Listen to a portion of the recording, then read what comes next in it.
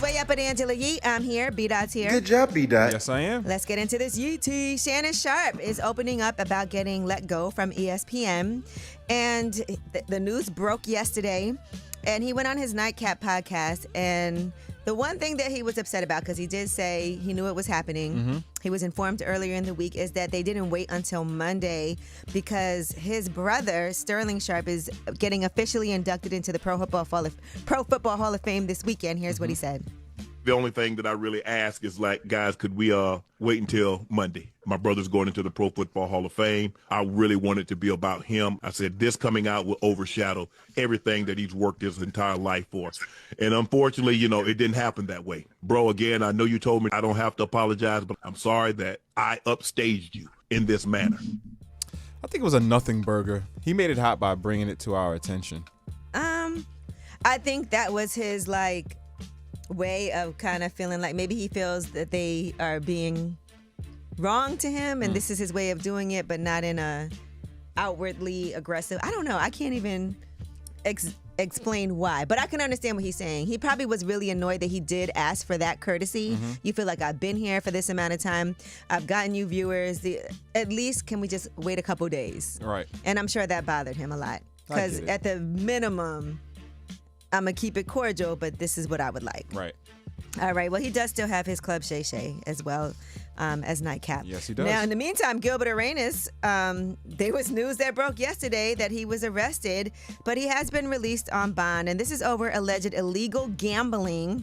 And he came back out because apparently he does these high stakes illegal poker games, allegedly.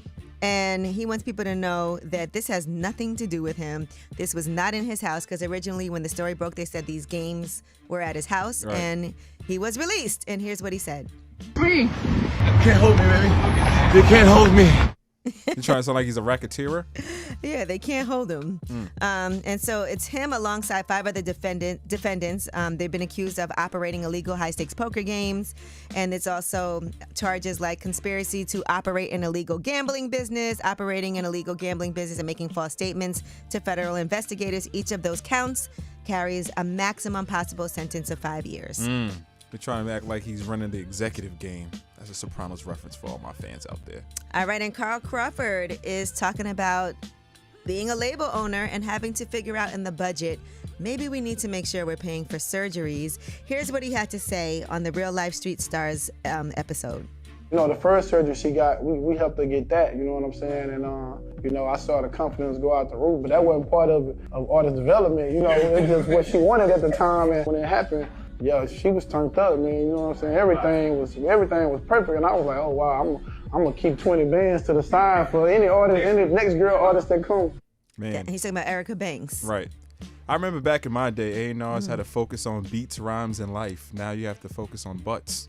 I will say, though, they've always said that about women. I feel like it might have even been worse back in the day when they said that in order for a woman to be signed to a label or successful, you had to have a certain look. Right. And that's definitely... But a BBL, what if you don't get a return on your investment? You're but asked BBLs out, also, literally. I don't think they existed back then. Yeah.